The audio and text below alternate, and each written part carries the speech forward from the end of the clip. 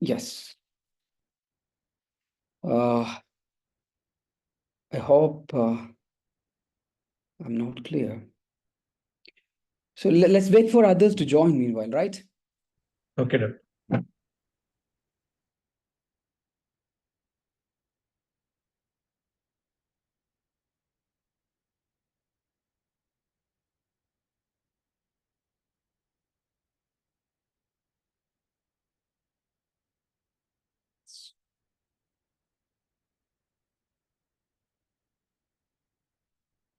And I got two email from two candidates. They will be absent today. They are traveling something. Shashi Kumar and Bala.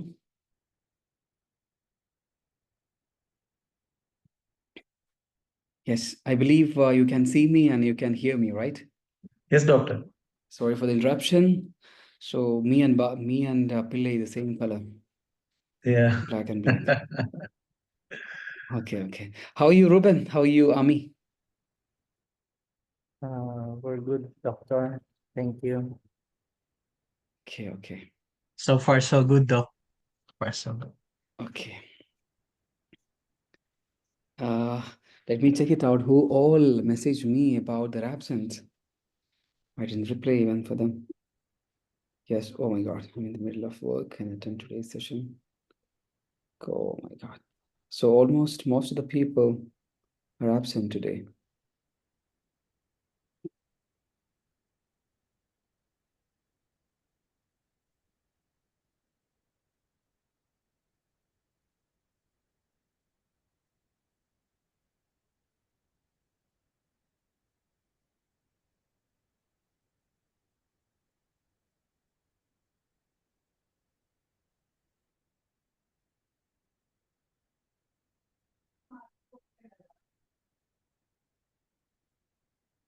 Morning, Bala. Yes.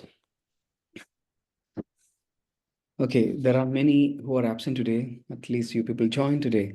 Anyway, now, as we have mentioned the previous session, we will have to complete the 3 research seminar by individual researcher. So the researcher who is going to present today is by Pille. So Pille has shared me the previous day slides and his assignments. So anyway, you can share Pille. It's complete. The platform is completely for you. Today is a research seminar open for Pille, and other candidates can ask the question related to that. Yes, Pille, you are welcome, Pille. Good morning, doctor. Good morning, Yeah. fellow doctors. Very good Shall I morning. share my screen? Yeah, sure.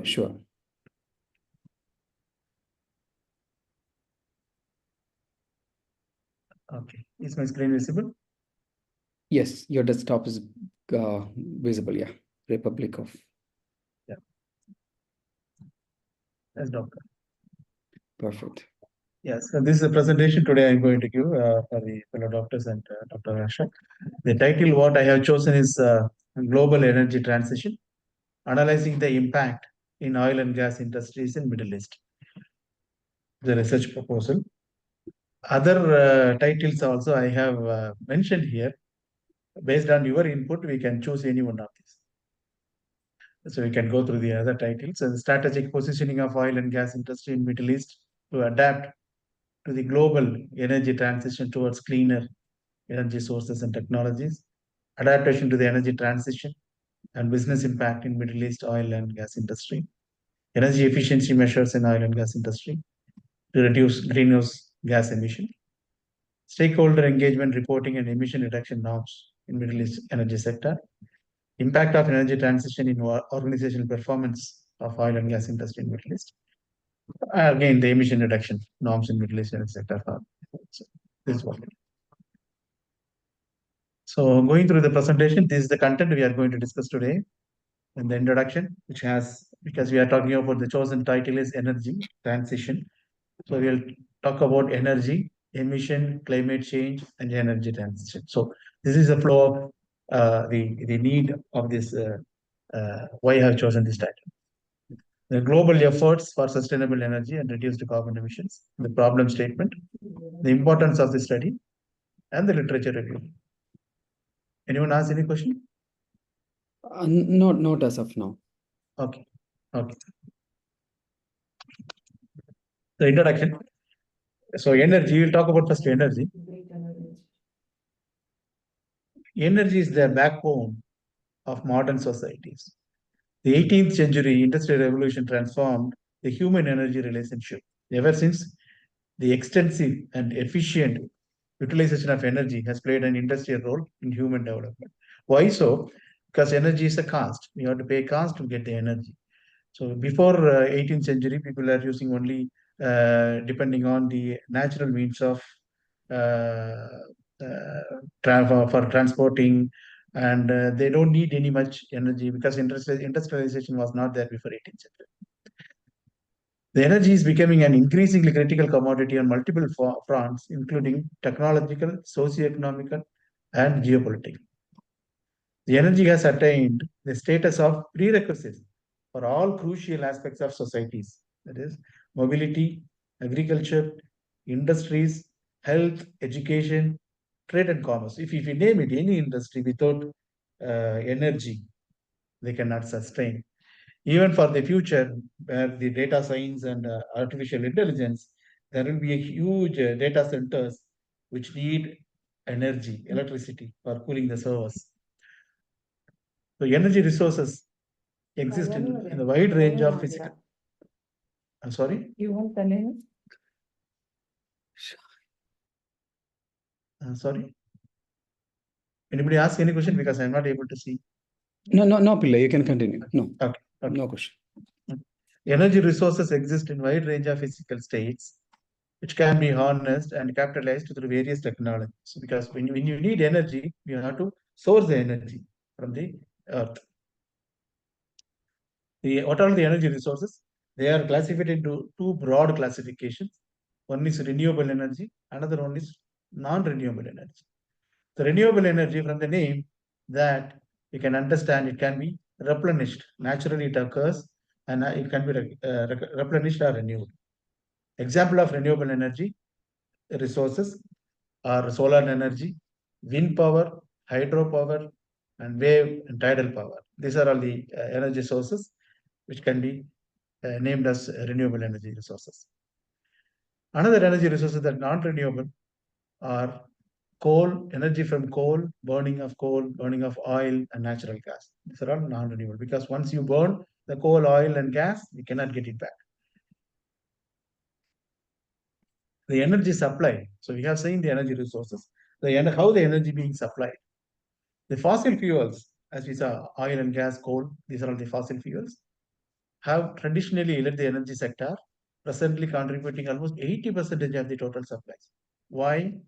Because when you compare to other energy resources, this is very available and sustainable and cheaper with the technology which was present in 18th century. So oil and gas are the main fuels being used in the transport sector, industrial sector, also heavily relies on fossil fuels. Despite the grounds being gained by the renewables, in the foreseeable future, fossil fuels are projected to be a major part of the global energy because world's 80% of the total supply is from fossil fuels. To change from fossil fuels to renewable energy, it will take time and it needs technology also. Also, it should be sustainable with respect to cost and economic value. The emissions associated with the fossil fuels, however, need to be curbed in order to avoid irreparable damage to the planet's ecosystem. That is a need for the energy transition. Fossil fuels are available, technologies are available, and it is cost effective when compared to other sources of energy, but it has a side effect when compared to renewable energy. It is damaging the ecosystem.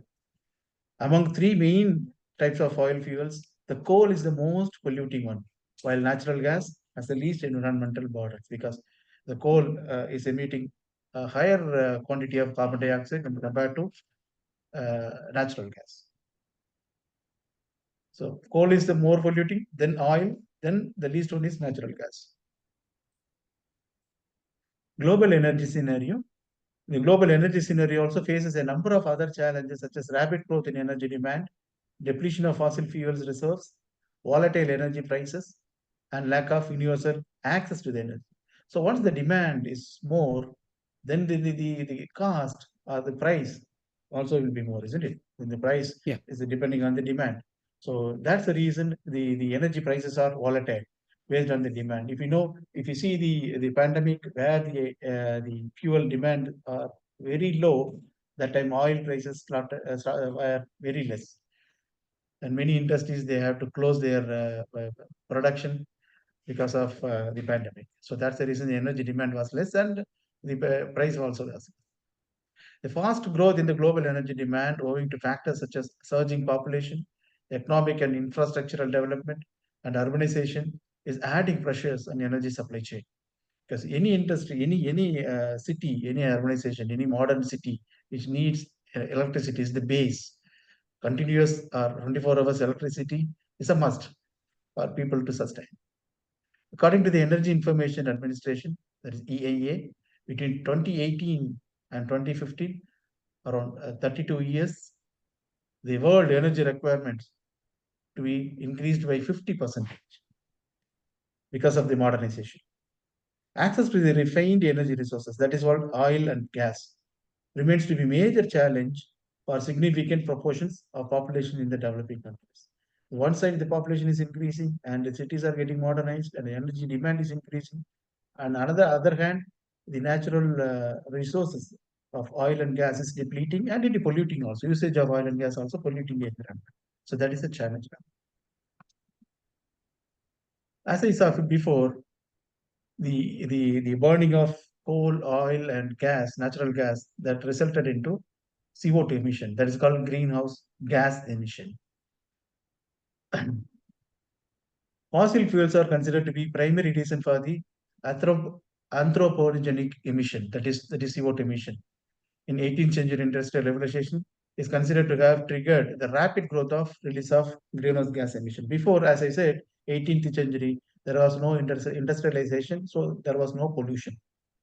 Yes. The carbon dioxide concentration in the atmosphere, for example, has increased from pre-industrial age of 280 ppm.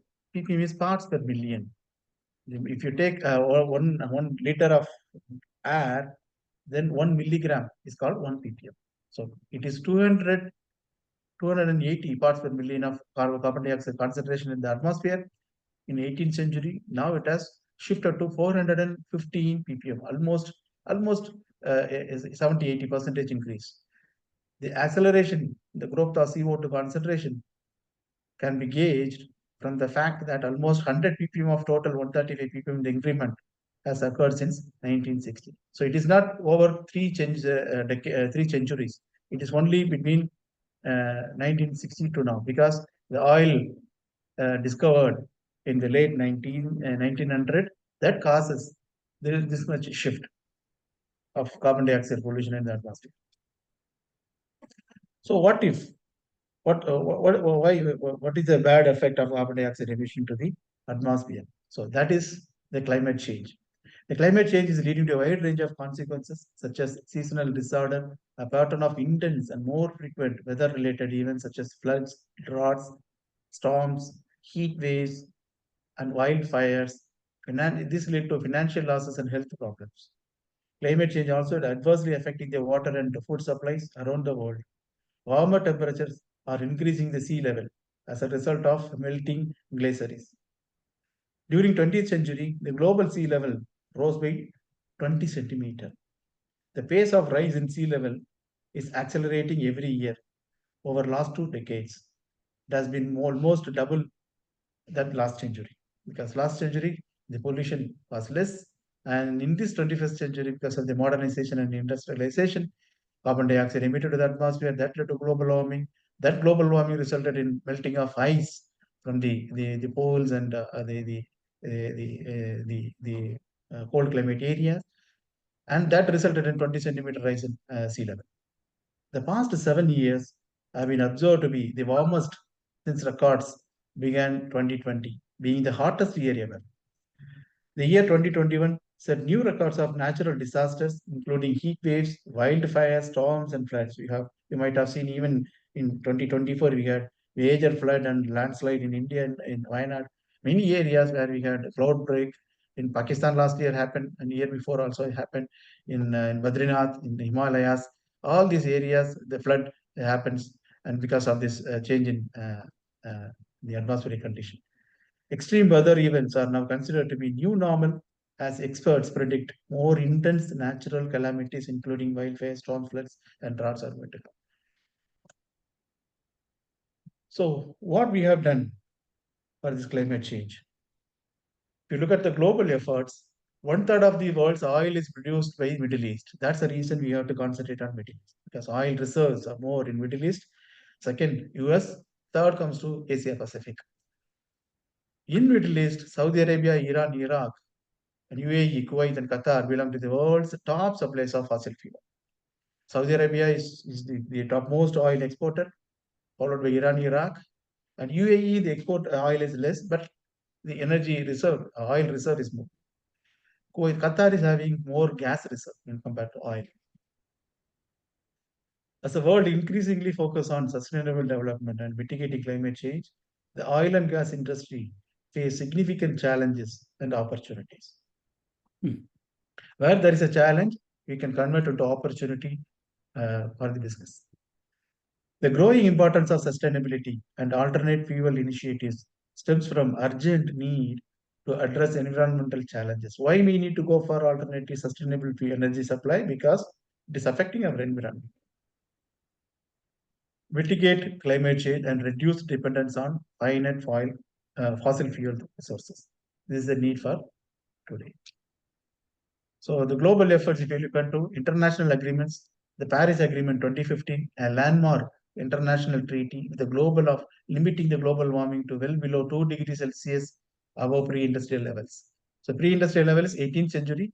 So we want to reduce it back to 18th century. Not only that, further we have to reduce the global warming by 2 degrees. That is the aim of Paris Agreement.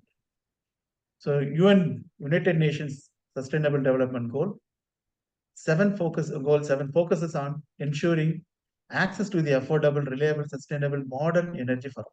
So this is what it is: affordable, reliable, sustainable, and for the modern energy. That is the main aim. The solar energy and wind energy, it is not sustainable, and we need some other resources to store the energy. So the technology at present is not available. So we are focusing on reliable and sustainable and affordable, cost-wise also. Hmm. The renewable energy targets, many countries have set ambitious targets for increasing the share of renewable energy in their energy mix. What do you call by energy mix? Energy mix is nothing but how out of total 100% energy requirement for any specific country, how much you are getting it from the renewable energy. That is called energy mix. From which source you are getting the energy. That's called energy mix. Solar, wind, hydropower, and geothermal energy are the key focuses because these are all renewable energy. Electrification and energy efficiency. Efforts to electrify various sectors, including transportation and industry, to reduce reliance on fossil fuels. Why we need to electrify? You might have read in the newspapers that even Abu Dhabi, there are going to be green buses because the transportation is a major fuel consumption. So if you first step, you go convert the transportation into electrically driven motors, then dependence on fossil fuel will be less. How the electricity will be generated? Through various means. Alternate fuel like hydrogen, solar energy, or other battery energy to reduce reliance on fossil fuels. Implementation of energy efficient technologies and practices to optimize energy consumption. Okay, Pillai. Yes, Can I ask you in terms of the global efforts of United Nations? yes, doctor. Uh, you have mentioned about US, I mean, United Nations is having certain initiatives. Yes, So how does the United Nations promote, in terms of a global cooperation? Presently, there are a lot of challenges are there in terms of energy transition, particularly in oil depending regions, like Middle East, but in your related to your topics. How does United Nations promote a global cooperation for addressing this energy transition, particularly in the Middle East? Yes, doctor. If you look at the alternate renewable energy, it is not affordable by all the countries, Okay. especially the developing countries. So that's the reason United Nations is setting up green finance, the term called green finance. So Okay. that will be an incentive for the countries which is reducing the carbon footprint, and they are concentrating on renewable energy in their energy mix. There will be a green financing. So that UN nation is one of the action item they have. In the COP28 also, this is green finance is the major topic which is being discussed. Mm-hmm. So, is there any, for example, as you mentioned, green finance, similarly, is there any other initiatives or programs are aimed at supporting these oil producing countries? Yeah, they have mentioned, they have set some KPIs, Mm-hmm. means achievable KPIs for the from the renewable energy, concentrating on atomic power, concentrating on solar panel, because in this Middle East region, being Mm-hmm. the sunshine is more when compared to other part of the world. There is a high potential for solar energy. So our government, even UAE government, is setting up solar energy in many occasions, many locations, and Saudi Mm-hmm. Arabia is also concentrating on solar power because the sunlight is available uh, in abundance when compared to other areas. Okay, okay. So, how you feel, this challenges, this presently challenges is the energy transition. How the Middle East countries, particularly the government, is addressing this? Yeah. So for UAE, the Yeah. carbon footprint reduction is a major part. One, it can be mitigated in many ways. Even in ADNOC, they are going to plant millions of 10 millions of mangrove. That is one of the initiatives. So planting the trees. Why we are concentrating planting the trees? One way we can reduce the emission. Another way, the carbon dioxide already present in the atmosphere has to be reduced. So trees are breathing carbon dioxide and releasing oxygen. So that's one of the initiatives by our UAE government to plant and with a joint venture with ADNOC to plant 10 million mangroves in UAE. In Saudi Okay. Arabia, in Saudi Arabia, they are concentrating on solar energy. In spite of that, if you see the energy mix, the renewable energy is only less than 1% in Saudi Arabia. The per capita consumption in Middle East, the energy consumption is uh, uh, more when compared to other part of the world because of the high dependency on the domestic cooling. Because without air condition, none of the building can sustain. But Mhm. other part of the world, it is not the case. All the vehicles, transportations is air conditioned. So the energy demand in this area or per capita consumption of energy is high. In addition to the energy, the water consumption also, that is another problem in Middle East countries. The earlier the water availability of water was not there, but now since the government is providing water at concession rate, the per capita consumption of water in Middle East, if you compare, in other part of the world, it is around 200 to 300 liters per head per day. But here in Middle East, it is almost double, around Okay. 400 liters per head per day. So people are misusing the energy. So the people mindset also has to change. So during the winter, Okay. I will not use air condition. I use the natural breeze. So whenever there is a need for this one AC, I will rethink whether it is really needed or not. This kind of some people mindset also has to change. And now the government also planning to build more green buildings like Masdar building is one of the examples in Abu Dhabi, where the government is aiming for the green buildings. Means the 100% renewable energy is being used for the entire building. So, Another example is Cochin Airport, where the entire airport in India, Cochin Airport, is powered by solar energy. Yes, Doctor. okay, okay. So, the nutshell, I want to have a clarity from your side. See, UN giving a push, yeah, for a climate action and emission reduction, as you mentioned through your entire presentation. So, this is directly affecting the oil and gas industries, particularly Middle East. Do you Yes, agree with Doctor. that? You Yes, agree with Doctor. that? Yes, Doctor. So, addressing these challenges is very crucial for the government of Middle East, yeah, particularly the Yes, government of Middle East. How yes, well Doctor. they are treating this, how well they are managing this immediate changes. Perfect. Now you can continue your presentation. We will be asking between the Thank questions. you. Thank you, Doctor. Perfect. So the global efforts, continuing with the global efforts, investment in research and development, because the technology available today was not available in the last century or last decade. Many advancement with respect to technology has come. Now, still more R&D, research and development, is required for the cost-effective utilization of renewable energy.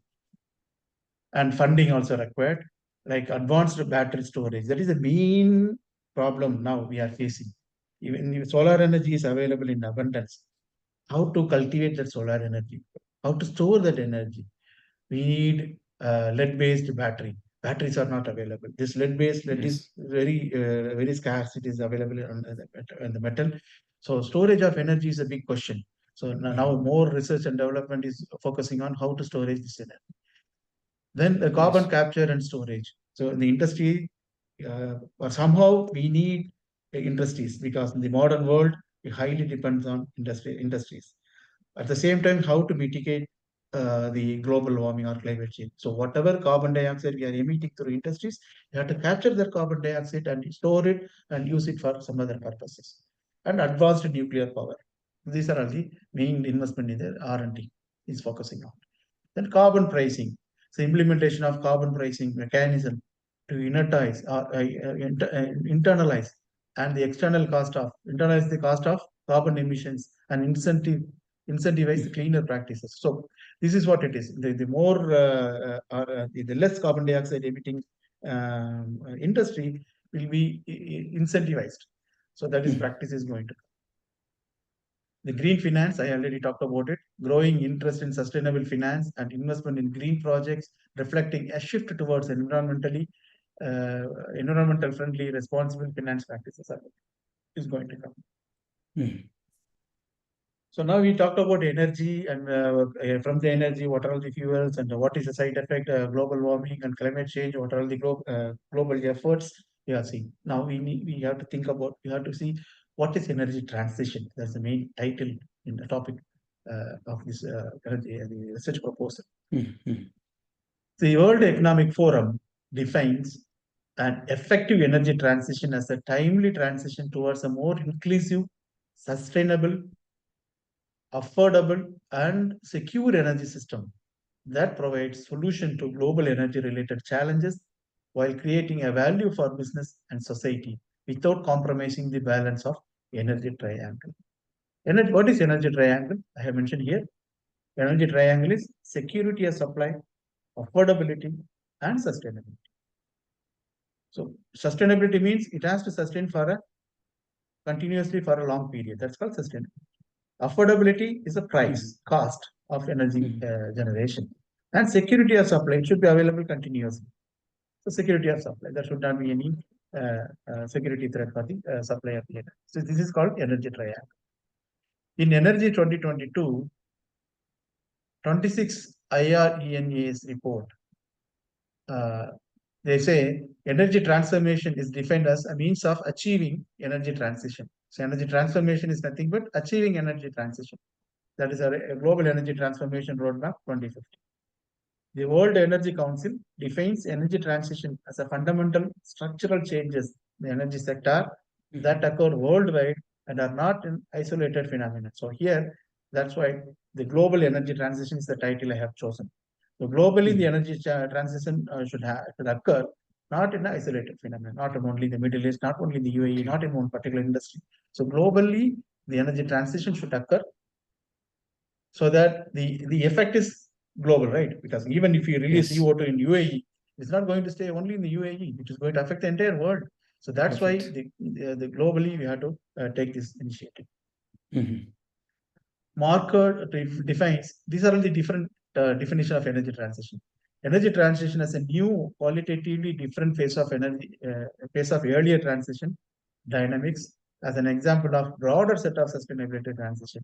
In earlier also there was energy transition. In the 18th century where people were using wood and other means of material for warming up their houses in Western countries and in Eastern countries, or in for house cooking we use wood.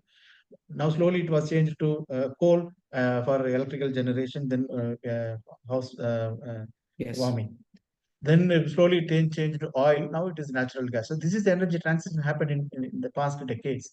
But was it sustainable? No, it was damaging the environment. So it is not sustainable.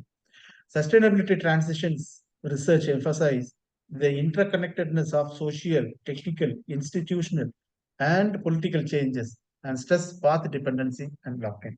So this is what the modern energy transition focus on.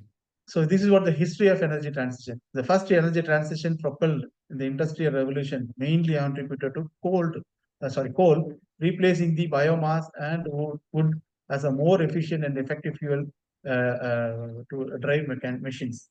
In the 18th century, we were using, as I said, biomass and wood as a energy source. Yes. The second energy transition was a shift from coal to more refined forms of fossil fuel. That is oil and gas. In the later part of 20th century. The third energy transition is much more vibrant, intriguing, and impactful compared to the earlier ones. Now we are looking into renewable energy. Yes. It's a fundamentally a sustainability-driven energy pathway with a focus on decarbonization of energy sector by shifting away from fossil fuels. This energy transition, therefore, can also be termed as sustainable energy transition or low carbon energy transition. I have given the definition for sustainability. Sustainability refers to the ability to maintain or support a process continuously over time. That is called sustainability. The principle of sustainability refer to three core concepts of environmental, social, and economic sustainability. It is called ESG. Environmental, social, and governance, economic sustainability. Because the business has to run. If then the economic sustainability plays a major role in any business. At the same time, should not damage the environment. If it damage the environment, society will get affected. So all these are interlinked. Sometimes it can be broken into easy understandable terms as people, planet, and profits. So this is easily understandable. So now we come to our thesis and the problem statement. As we have seen in the previous slides, the use of energy is closely linked to the environment. CO2 emissions from energy and industry have increased by 60% since the United Nations Rome Convention on Climate Change signed in 1992. The situation calls for urgent paradigm shift across the entire energy sector to ensure a supply of energy compatible with the demands of sustainable future for the planet. The global energy sector is going through a transformation. So that's what the title I have selected as global energy transition. Is going through the transformation. The energy transition is a pathway toward transformation of global energy sector from fossil based to zero carbon by the second half of this century. At the heart of ongoing energy transition is the need to reduce energy-related CO2 emissions to limit climate change. So that's the reason for limiting this CO2 emissions from the industry. Renewable energy is already supplying over 25% of the global electricity needs. So if you look at the global account, the 25% of the energy supply is from the renewable energy. Why? The countries where the oil is being imported, the energy price is higher than the renewable energy. So look at the countries like India, US, and Europe. Europe is getting energy from, it was getting energy, gas supply from Russia, and they were least bothered in the past decades. Everybody was only talking about global warming and CO2 emission, but nothing has been done. People are continuing using gas and oil. But once it plays an economic role, when the import of oil become more and more higher cost, then the government started thinking, investing in renewable energy. So now, if you look at the global energy mix, 25% from renewable energy. To achieve the net zero emissions by 2050, almost 90% of the global electricity generation is to be supplied from renewables. So why I have chosen Middle East? Because Middle East still the energy reserve from fossil fuel is more, and there could be a mindset of the people that we have a lot of reserve. Why should I bother about renewable energy? When compared to oil and gas, renewable energy is costlier here in this area. So that's the reason this area may not focus on renewable energy. That's the reason I have chosen this area. To see based on my research how this region is reacting to the global energy transition. That's why I chosen this title. Renewable energy has already become an important stakeholder in the energy sector, accounting for over 80% of the global newly added power generation capacity in 2020. So there are some initiatives from globally But whereas the Middle East, we have to see how much is the contribution. By owning 59% of the world's oil reserves and 45% of the global gas stock, the Middle East region has always been a key player in the geopolitics of energy. So that's the reason I have already mentioned. The oil reserve is almost 60% of the total oil reserve. It is in Middle East, and 45% of the gas is in Middle East. So this area is huge oil reserve. When compared to other part of the world, here the energy availability through fossil fuels will be cheaper. Mhm. It is high time for oil and gas sector to remodel their business. Otherwise, they can think they will be they'll be in thought of, we will not react to the change to the global energy transition. We will continue our business with the same selling oil and gas. One day they have to close the business. Otherwise, if they are not going to change their mindset to remodel their business to adapt this change. Pille, let me ask one question related to, you have mentioned here a geopolitical impact. Yes. Yeah. So in your problem statement, how you are going to encounter the question like the geopolitical implications of the global energy transition in Yes, the doctor. Middle East, particularly because Middle East considered to be the oil-rich country, no doubt. So this global shift, the from we can say fossil oils, I mean the present situation to the global energy transition, how you are going to address this question? Yes, doctor. So if you see the Russian and Ukraine war in the recent past, that played Yeah. a major role in as a geopolitics of for energy. They cut down the gas supply to the Europe because of the geopolitical of the war between Russia and Ukraine. So now the Europe, they were not even thought of changing their energy consumption, or they are changing their energy perspective till the war, Russian Ukraine war, happened in the recent past. So now they are focusing more on renewable energy. So in Middle East, if you see the war between other countries, even in Iran, Iraq war happened in 1980s. That changed the energy perspective in that decade, and then people opened their eyes. Oh, oh, if war happens, what will happen to the energy supply? Everybody started rethinking or remodeling their business, their oil reserves. So other countries where they were importing oil, they were depending on these countries. They started exploring more oils that time. Now they changed to, now they are focusing on renewable energy, so that the energy security will be met in case of any instability happen in this area. Okay. So if you are having a future outlook, like how we can predict, the present Middle East, or what we can say, what is the long-term future of oil and gas industry in the Middle East? Since the conception of all these things, the perception itself changing, as you mentioned, like after the war, Iraq and Iran war. So people are looking into renewables area. So what is the long-term future of Middle East countries in terms of this global, I mean, energy transition? Yes, doctor. Your feedback, only your perception only. Yes, doctor. From my presentation here, you see, it is not the foreseeable here. Despite the grounds being gained by renewables, in a foreseeable future, fossil fuels are projected to be major part of the global energy outlook. Why? Okay. Because the technology, availability of technology and sustainable and storing of energy is a major challenge in this decade. So if any, unless otherwise any new invention come up for the storage of energy, or economic way of cultivating the renewable energy, the fossil fuel or oil and gas industry is going to sustain for future, but not at the same cream layer of oil price. It is $150 per barrel. It happened in 10 years before, in early 2K, the 2005 or 6, the oil price was around 150 barrels per $150 per barrel. So it is not going to happen in future.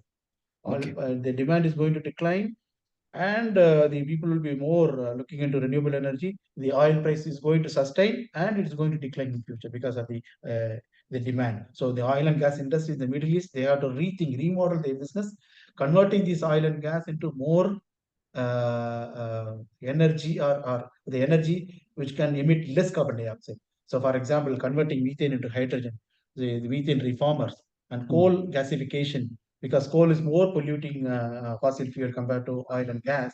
The gas is the less polluting resource. So if you convert coal into gas, then that business can sustain. People will stop using coal because all the countries using coal for energy power generation, they are going to shut down their plant. They are converting their plant into gas. So coal will not be used in future. So the coal mining industries, they have to convert their business into gasification of coal. So this is remodeling is going to happen.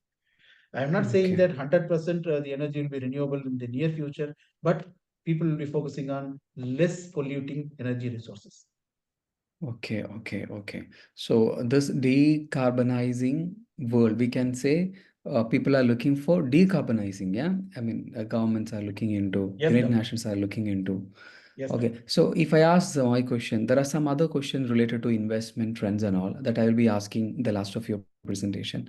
One more question I noticed, like this shift, towards renewable energy, how it is going to make an impact on employment opportunity within the sector itself, I mean oil and gas sector. Yes, Doctor. It's a very good question. Really, people, because it related to people. As I said, the sustainability should be focusing on people, planet, and profits. So when you look at the people pillar, people will definitely think of their employment opportunity. In the past, if you see, when people are traveling camel, for example, one person is owning in 18th or 19th century 100 camels for transportation from Abu Dhabi to Dubai. So once the buses or the diesel engine invented and they shifted happened from camel based transportation to bus based or car based transportation, the camel owner, if he stays still with owning that camel, I will not change their business model, then he has to shut down his business. Instead, if you train his camel drivers to drive the cars and sell some of the camels and buy cars and use the drivers to drive the car, his business will be sustained. So he has to remodel his business. So in future also, oil and gas industries, they have to remodel their business. And people, if they have to upskill they have to change their skill set to accommodate for the change so that they will get more employment for the coming changes, because technology is going to play a major role in future. So people has to upgrade their technology and technical skills to accommodate themselves for the transition. Okay, good. So you can continue, Pillai. Thank you. So here is a problem statement I have already mentioned. So it's a high time for oil and gas sector to remodel their business to adapt for the change. The importance of the study, so as we saw before, the regulatory compliance, stringent regulations to reduce greenhouse gas emissions and promote the use of alternate fuels has come. Understanding these regulations and adopting business strategy accordingly is a crucial for compliance and risk management. Risk is what? How we are going to sustain in future, and compliance to the regulatory measures. Global energy transition. The global energy landscape is undergoing a transition towards cleaner and more sustainable sources. That's what the topic I have taken, global energy transition. That's the reason I put the importance of the study. Understanding the broader industry trends and adapting business strategy accordingly is essential for positioning the company strategically in the evolving energy market. Market dynamics and reputation. Consumer preferences and market dynamics are changing with an increasing demand for sustainable and environmental friendly practices. Innovation and technology. I have already mentioned about carbon capture and storage units, energy efficiency, and methane emission reduction. Adaptation to energy transition. Adapt to the global energy transition by integrating clean and energy sources and technologies. Now we will go to the next part of the presentation. So far, you have seen the prerequisites for these research proposals. I have selected some 10 literatures, but more to come because it is not sufficient After going through all these literatures, I felt that it is not sufficient. I have to do more literature review. I'll be doing it in the coming days. Now I will present what I have done in the past 1 week on the literature review. So I have taken 10 literature review. The topics I have mentioned here, we will go in detail one by one. As we agreed in our meeting, last meeting, that we have to see the recent past 10 years, the literatures. I have chosen from 2018 up to 2023. One literature I have chosen for sample from 1980, Very because the good. energy profile, it was in from 1980 onwards. So I have chosen this, but still I will do more research for the literature review in the coming days. Very good. So first we'll go for the first literature review, Handbook of Energy Oh, Transition. one more, Pille. Pille already shared some sort of, empirical analysis of your literatures in another Excel sheet that also you can just present here, okay?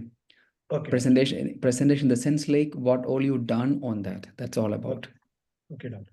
So I have selected from Google Very the. good. So are you able to see my folder? Yeah, perfect, So perfect. We can see Yes, that. yes, So yes. I have numbered it so that I can track in future which number I'm referring to.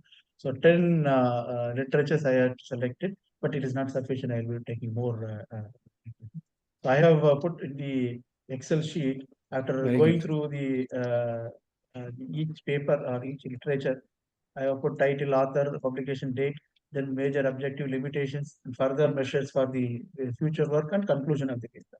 So this is what it is. So I'll go like this. For each paper, I have Very mentioned good. like this up to 10. Then from this content, I have made this presentation. After literature review, from Perfect. this content, I have made this presentation. Excellent. Excellent.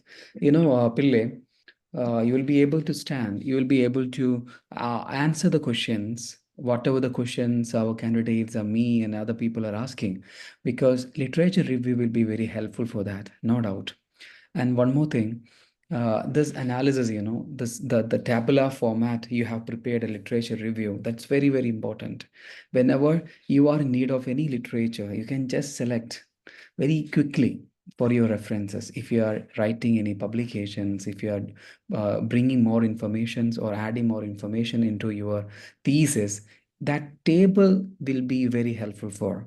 Even that table, you can add in your thesis, but not in that particular format. We'll be changing that. But the same table can be even used in order to add in your thesis. Okay, you can continue. Thank you, Doctor. So we'll go back to our presentation.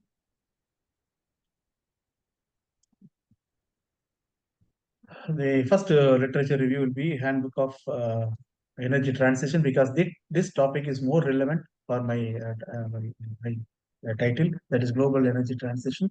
This handbook is have a very comprehensive, detailed information. Thanks to the editor, Dr. Mohammed Asif. It happened in last year only. A lot of information in this book. I gained a lot of knowledge from this book. This was published by CRC Press in an imprint of Taylor and Francis Group LLC. The objective of this handbook is to provide a holistic view of 21st energy transition, 21st century energy transition. The structure is made up of introduction to energy transition, environmental resources and technologies, policies and prospects.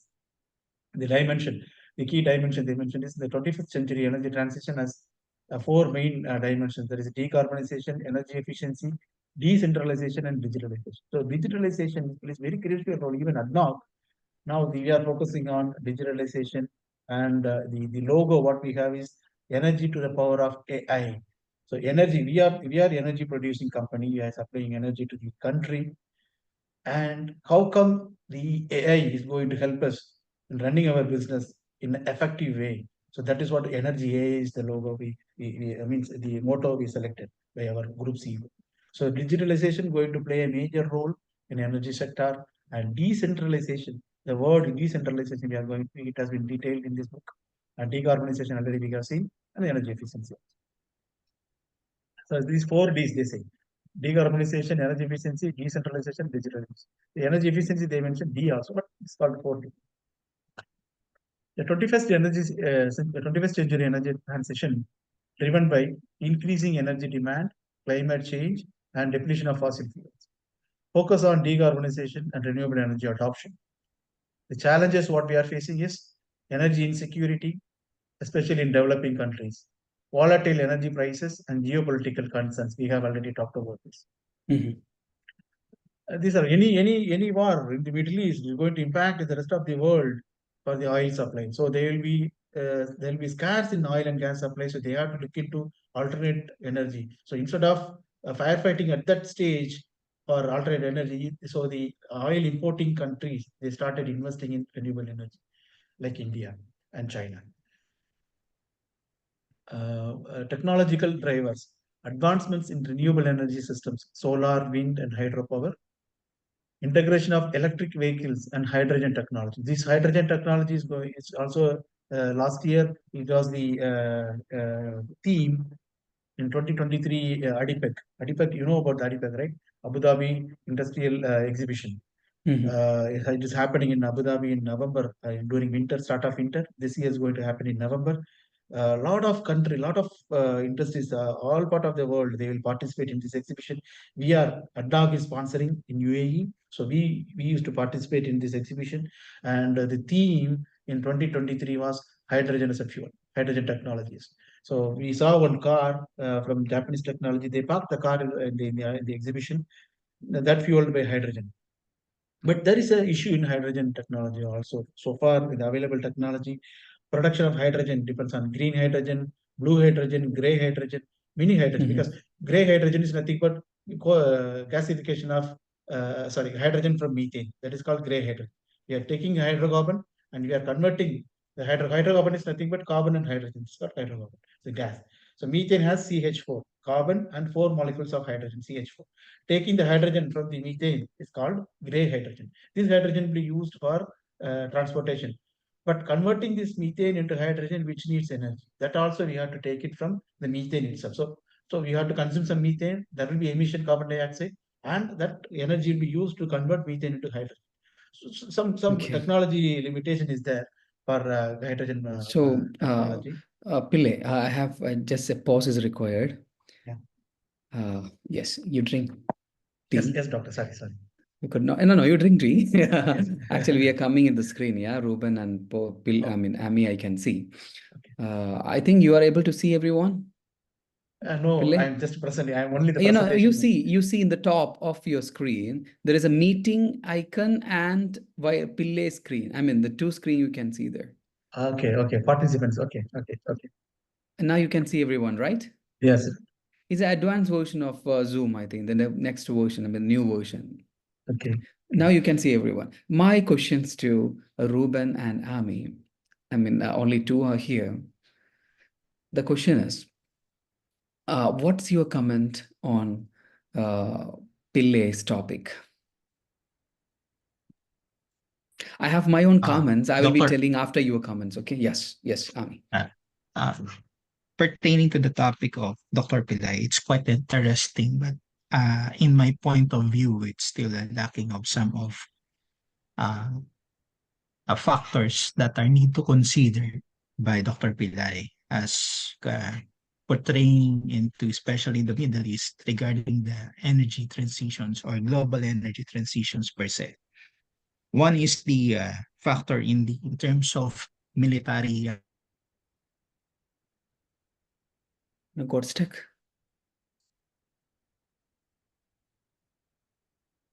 Oh my God. I'm not able to hear Dr. Abel. Yes. Ami, we are not able to hear you properly. It's got stuck from your side. fighting jets and Sorry, Dr. Ami, use I missed you. The you started military, then your voice got cut. Can you please repeat? I will note it down. I'm I'm sorry. Your point is important. Regarding the sustainability of the military use of energies, what is the impact or implications in the coming years if there's this kind of energy transitions towards in the future? Because currently there is no yet F-35 being used in the Middle East, but still the usage of the military are increased per se in terms in the air capabilities, their fighting jets, their tanks uses, their use of their corvettes or anything in terms by water, that should be also be considered. What would be the implications, impact in terms of in that kind of Yeah. industry in the military right now?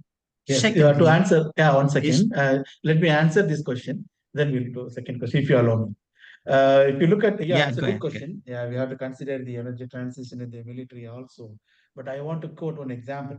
In the past century, how the soldiers or the war happened, which using what tools, the available tools at that point in time. They were using only bow and arrow. They were using only stones. They were using some fire with a fire lit with a arrow. They were using as for war. For war, you might have read through many fiction or many historical books.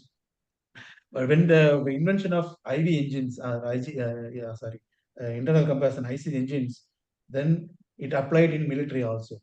They were Mm. fighting jets and tanks. They were using diesel and gas and kerosene or jet fuel is used for in the they included in the military. Now, if you go for the next transition, sure, they will also get adapted to the new transition. Otherwise, the equipment, modern Pillai's equipment, video is muted. Pillai video is muted, I think. which one? Video. We are not able to see you. Oh, We is can it? hear you well. Yeah. I did not do that. Let me. Yes, Ruben, we cannot Yeah, see. yeah. That was muted. Yes, yes, Okay, yes. okay, okay. Okay. Yes, you can Yeah. continue. Continue. Yes, yes. So when the technology and advancement changes, and the military also they are adapting to the change in the energy use. So now changed to aviation fuel is being used as a fighter jets and tanks. They are using diesels. And future also they have to change. When the entire world is changing, the military also has to change to the new technology. But it should be affordable, cost effective. At the same time, it should be securely available. And the energy security also plays an important role.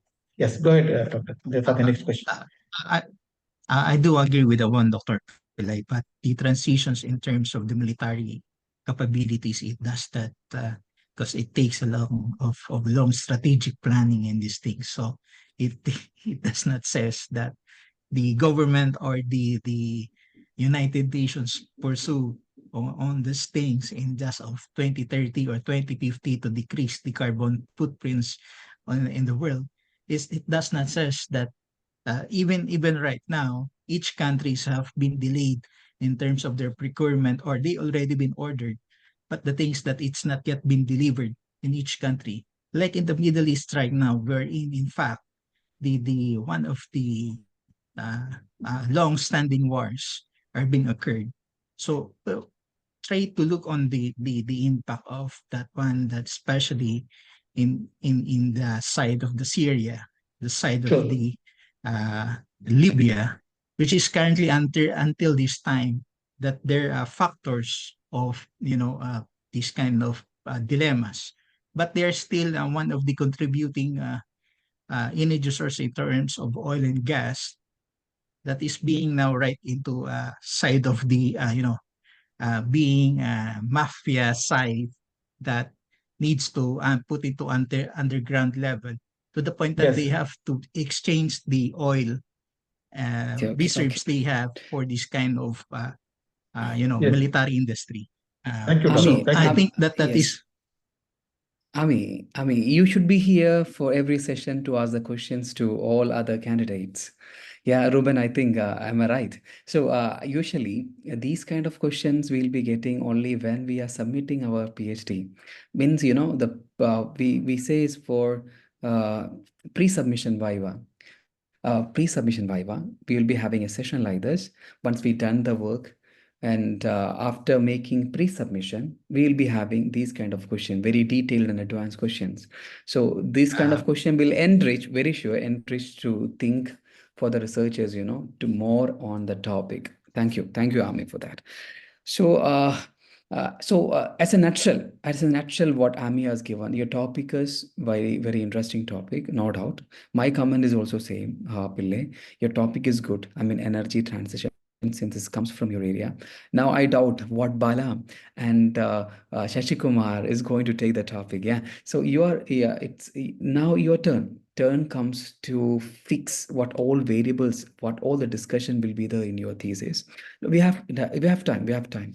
So we have time. Now you are giving a structure for your work. Now you discuss about the statement of the problem. And Ruben, anything you want to add in between about the topic? Your topic is having very important significance. Only just I want to know that is there any similar research have been done or not? That you have to make a research on that. Sure, How doctor. many That's what. research you work? Yeah, please continue. Yes, doctor. Because I have taken only 10 papers, so I have to do more research. That's what I told.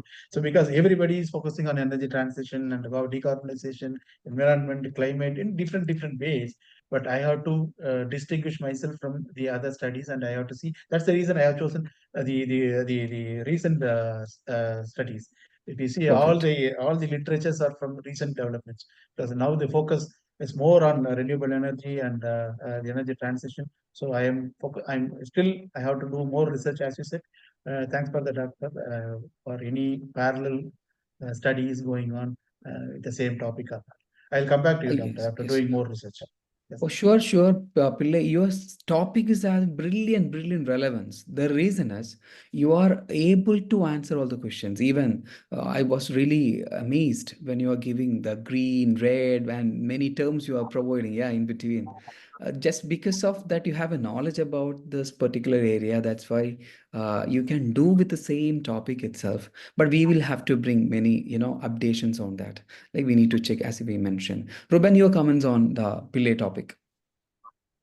The topic is very interesting, and that is I think it's uh, very important, very significant nowadays in this country, in UAE.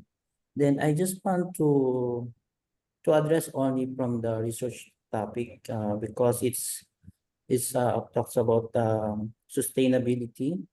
But since most of the countries or the world dependence in the use of coal and natural gas, which is the non-renewable energy. So I just want to ask how to address how about to address the household waste that can change to energy also. Yeah, thank you, doctor. Thank you, Ruben.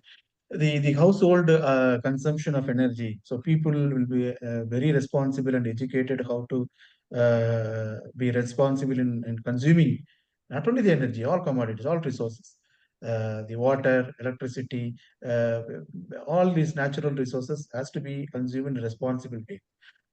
Coming back to your question, how the household energy is going to be tackled in future.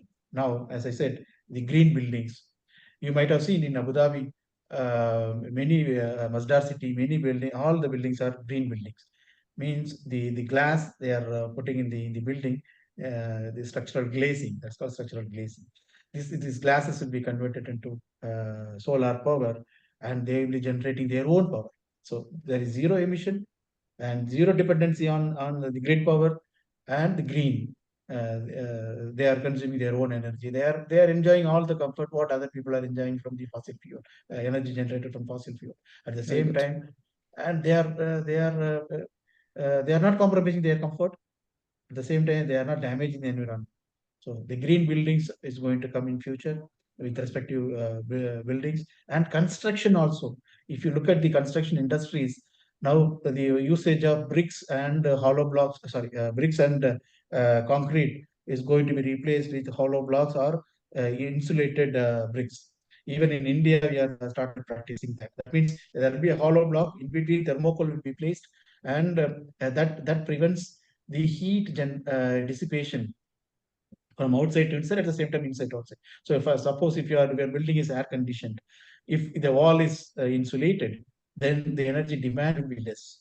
So the AC will not dissipate to the outside the hot countries. At the same time, for cold countries, the warmth of the room will not get dissipated to the cold atmosphere outside. So the construction industry also going to face a major shift in the way they are constructing the buildings.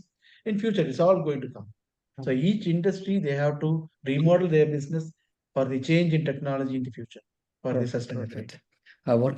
What comes to my mind, meanwhile you mentioned about construction and green building, your participants can also be from this area, because while you are doing oil and gas sector, this change, global, energy transitions, the respondents feedback, yeah, it will be very helpful for the sector, yeah, even the green builders and or construction field people, yeah. So you can also take the feedback.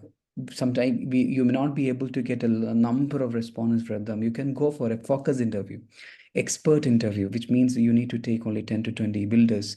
You need to meet them, have a discussion with them, how this transition is going to make an impact on your construction field. So you are also touching, see, for example, Pillai is find out a number of topics people have done, energy transition in the Middle East, particularly in the oil and gas industry. But what you are going to make a research gap, now you understand, there is no study have been done in the oil and gas sector and concession sector. You are taking both sector, or only one idea I'm just giving you. That can be a research gap. Got it? Okay, Sure. so your study Thank will you, be Doctor. differ Thank you from so other much. studies. It's really good that the question Yes. what Ruben asked, we got this idea at least. Yeah, you are choosing the oil and gas a comparative study or an aligned study with the other sectors as well. You are choosing the impact created in the oil and energy transition, the oil and gas sector. How this is going to make an impact on other sector. That can be a research gap. We will be getting a lot of idea once we are completing this research seminar. Yeah, within six month time period. Okay, you can continue. We are having somewhat time. You can. I'm having one more question at the end of the session that you can answer. Now you can complete this particulars. You don't have to complete everything because you will be having 2 more research seminar. Yes, Pillai. So you must be having the content I'll for be that. yeah. How much time I And have now left? 15 minutes you are having. So okay, then I'll rush through. I'll be missing my colleagues, Mr. Bala Absolutely, and Mr. Sasi. absolutely. They'll be, if possible, if time permits, I can present it again also. Otherwise, I will present the same presentation to them because they are with my team. I will present to them. I will get their questions also because it's valuable questions from our fellow Yes, yes, researchers I'm getting. It will add, they definitely add value to my research. yes. So far, handbook, the technology drivers, we have talked about it, and renewable energy. Sorry, I'm not able to read it. Yeah, renewable energy and technological innovations. This is because why I'm talking about technology innovation, because technology innovation every day it is contributing for the new advancement in the energy world. So how we are going to change the energy transition is going to happen. It greatly depends on the technological advancement and innovations. The renewable energy growth, solar and wind power dominate renewable energy capacity with rapid technological improvements. Hydrogen and fuel cells, a key solution for energy storage and future fuel. Because the future is depending on energy storage, how efficiently we are storing energy. Because solar energy and wind power, it's available. Since the earth available, it's going to be available. But how we are going to cultivate that energy and store the energy so that we can use it when it is needed. That is the main challenge. So technological research is going on for this energy storage. Advances in lithium-based batteries. So I was talking about this lithium-based batteries for managing intermittent renewable resources. Because even in the country which has more lithium resource, in future they are going to not rule the world. They are going to be the dictators for the energy because they have to supply lithium for storage of energy for renewable energy, like oil and gas. Now the shift since inception or since in the discovery of oil, the oil and gas industries plays a major role in making money. Then the shift happens towards the software IT. You might have seen in our life itself. In the early 90s and 1990s, the shift has happened. Then when 2K, another shift has happened. Now it is artificial intelligence. The future, artificial intelligence and the intelligence way of storing energy is going to rule the energy sector. So digitalization, smart grids, artificial intelligence, and machine learning. That's what I talked about. Driving efficiency. Because why we need to have this machine learning and artificial intelligence? Because the artificial intelligence, it's far beyond the human intelligence, for efficient way of doing the business. Reliability, because we cannot remember the data what artificial intelligence they have. Whatever question if you ask, it can search the available data in the internet, in the entire world, then it can fetch the information what we require. So if you ask a particular person, if you any doubt, he can answer this question based on his memory. Something, we are human being, our memory cells are dying every day because we are getting age. So, but the artificial intelligence, there's nothing aging, and it can give the exact answer. There won't be any false answer. So this artificial intelligence, machine learning is very important in the future for data science, reliability, energy, driving efficiency, reliability, and optimization of energy systems. Global energy policies, decarbonization is central to global energy frameworks with the targets set for net zero emissions 2050. Even in UAE, the government has set 2050 as a net zero. What do you mean by net zero? Means there won't be any additional carbon emission to the atmosphere when production of oil and gas. That's called net zero. Not only oil and gas, any industry.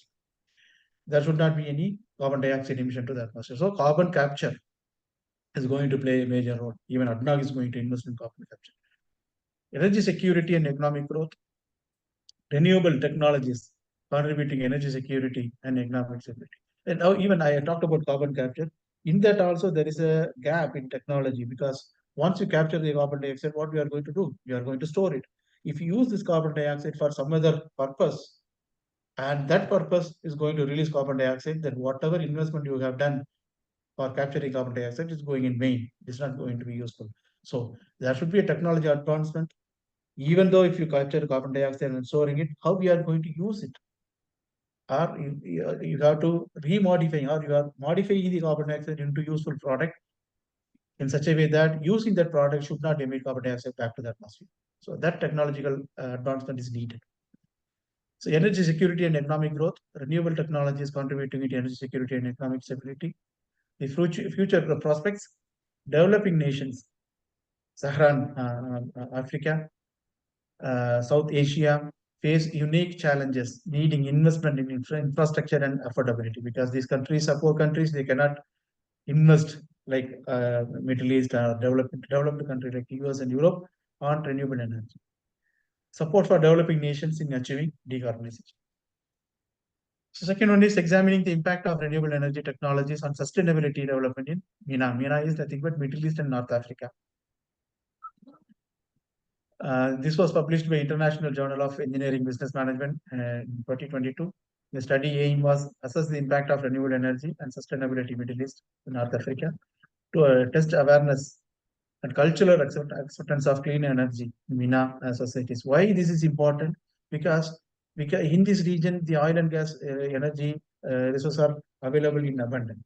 So people will not focus on clean energy because it is available in cheaper cost for them. Then why should in Saudi two decades before, or one decade before, the petrol price is 0.5 halala. 0.5 halala means nothing but it's around 10 rupees in Indian money, or in US dollars is nothing. So even $0.1 so per liter. Even if I fill my car with a full tank, I used to spend 10 riyals when I was in Saudi. So I never minded about the fuel economy of the car which I purchased. People will purchase a huge cars for a single person. One single person will be driving a huge car, and it is fuel inefficient cars they will be driving because the fuel is available in cheap. Why should I bother about the fuel cost and the fuel efficiency of the particular car? So the people mindset will change when there is a incentive for zero emission is in place. If more carbon dioxide emitting cars, the more tax, more costly, and more cost for the fuel, then people will slowly start stopping usage of that cars. So it has to be changed, no? The mindset of the people. It has to be changed. So why MENA? Why we selected this MENA? Heavy reliance on fossil fuels, rising energy demand and environmental concerns that I talked about. Energy demand per capita of this region is higher. Potential for solar and wind energy development. So solar energy potential is very high in this region, and wind energy also is available in America. The key findings: positive impact on sustainability. Renewable energy has a positive effect on sustainable development in MENA. High levels of cultural acceptance and awareness of renewable energy. Communities are ready to invest in clean energy solutions. The challenges are high initial cost and infrastructure needs, limited data and sample. Based on this study, they have collected only 653 respondents from 8 countries. Limitation of the study: use of secondary data. So secondary data offers a broad overview, but it is not specifically tailored to the study's needs because it was available in the internet they collected. The challenges with the secondary data: population may not perfectly match with the region of interest. Time periods and units of measurement may not align with the study goals. This limits the generalizability. It cannot be generalized from the data of the research. Sample size: only 653 people across MENA, Egypt, Jordan, Saudi Arabia. The goal was to survey 1,000 plus respondents in this study, but access issues and time constraints reduce the participants. So their sample size is only 650, although they have an aim of 1,000 respondents. The recommendations: the future research, establish an advanced renewable energy database for the Mhm. expand the study sample and conduct interviews with key officials. As our doctor said, you have to conduct interviews with the builders. So I have noted down. So I will be filling this gap in this from this research. Government actions: MENA governments should invest in renewable energy infrastructure. Here they have considered MENA. MENA means Middle East and North America, but I am going to North Africa. I am going to concentrate only on Middle East countries. I will define which countries I am going to concentrate. Even in the Middle East, I am not going to concentrate on all the countries. I will be selecting selected number of countries, 3 or 4, so that I can get more data, more information, in-depth information I will get instead of considering all the countries. So collaborate with the global bodies like Global Wind Energy Council. So for that collaboration is not there. So third literature review: the Middle East energy consumption and potential renewable sources. This study was done in 2023. They published by Cleaner Engineering and Technology. These are all the authors. The overview of energy consumption. They have concentrated on overview of energy consumption in the Middle East. Dominance of fossil fuels. In 2021, thermal power accounted for 90% of the energy consumption in the region. So that's the reason the Middle East I have chosen. 90% of the energy consumption is from thermal power. Thermal power is nothing but burning of oil and gas. From a burning of oil and gas, steam will be produced. From the steam, they will be producing energy. That's called thermal power. Natural gas is the dominant fuel source, and its output is expected to increase in the next decade due to global market shifts like Russia-Ukraine conflict.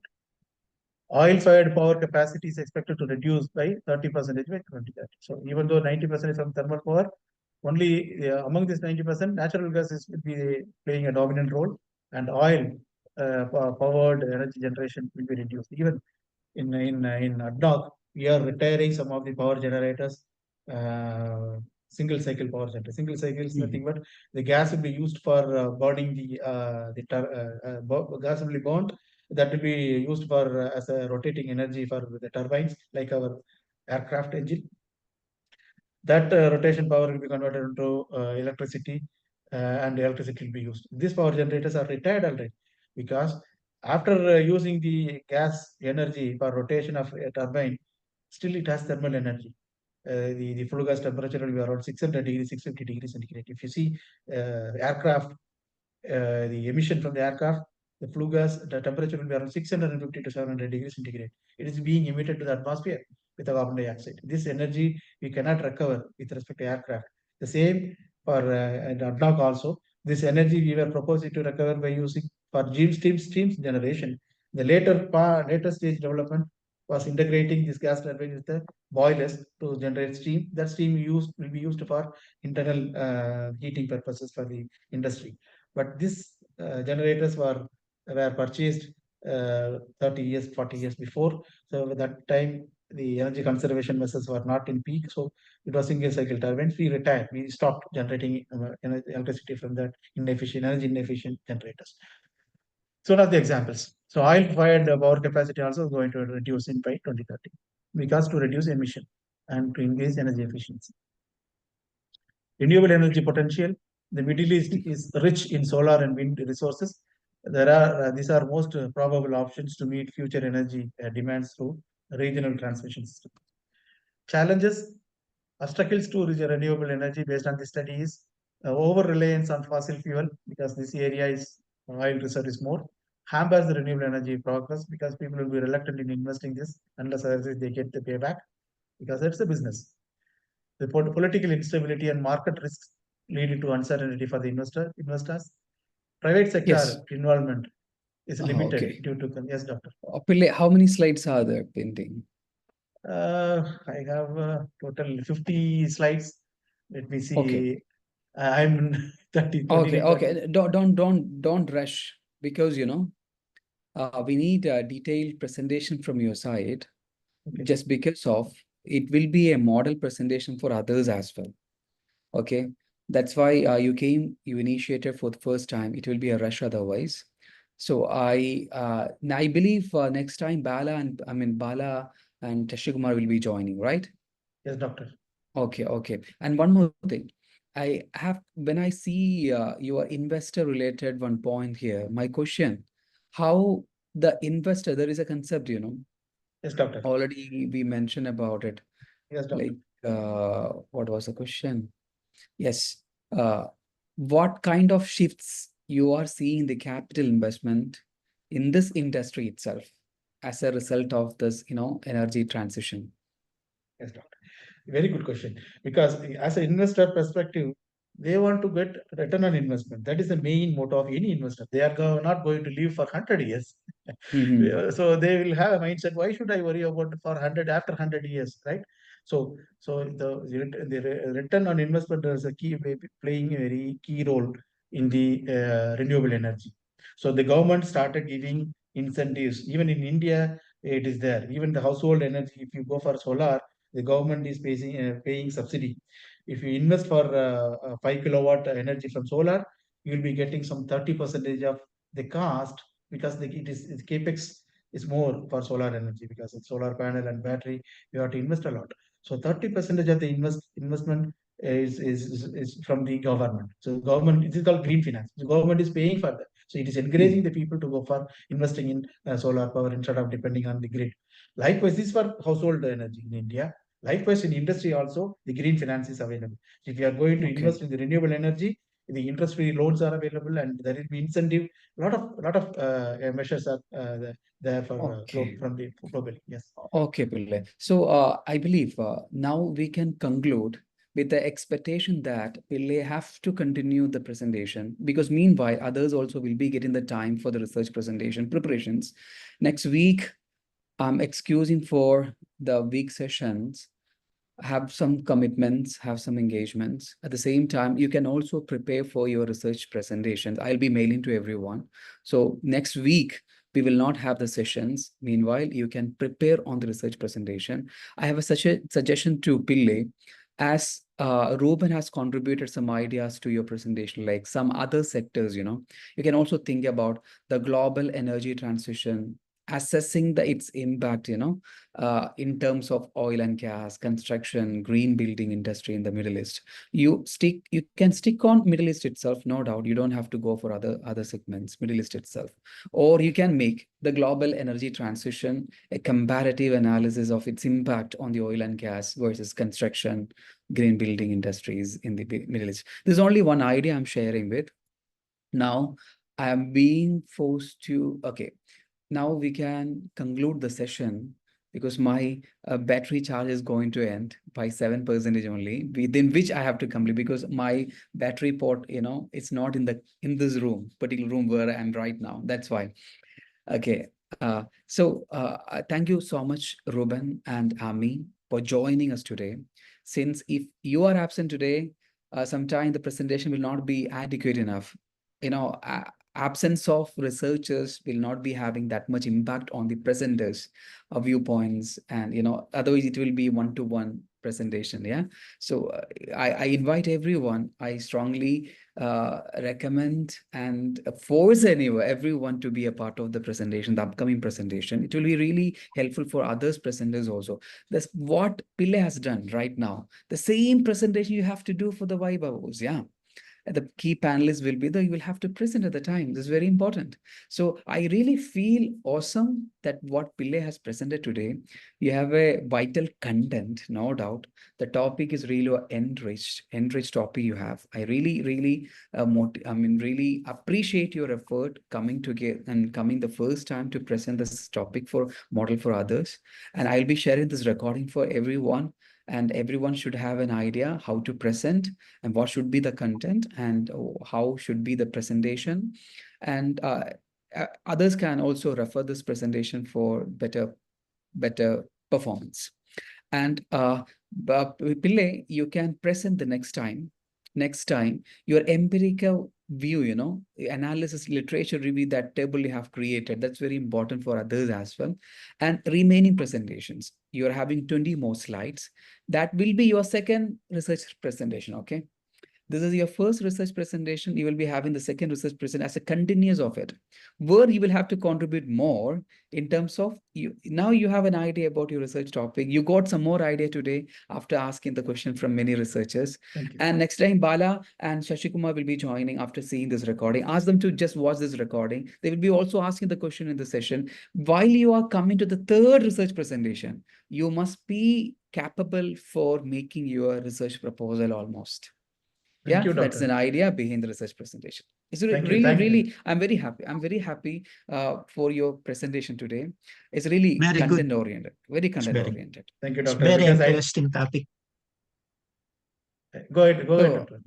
Yeah, can I conclude today presentation? Yeah, can I Thank you, conclude Doctor. today? Wind up. Yeah, the time was very less. That's the reason. Only 1 week, and I had only 2 days to prepare this. I'll concentrate more on the coming weeks and present. That's why I said it's really appreciating on your work. Thank you. Thank you. When you sent your work 2 days before, I was really happy that you done it. Otherwise, others researchers should be motivated. That's also very important. Yeah. So obviously others will be motivated on your topic. It's having a significance, it's having a relevance. You covered almost the things, scope of the study, significance of the study. And this is all about for today's time. Next time we'll be coming up with new insight from other researchers as well. Thank you so much. Have a nice day. Thank you, Doctor. We'll be Thank meeting. you, Yeah. Mr. Rule. Thank Okay. you. Let it be a beginning for everyone. Thank you. Thank you.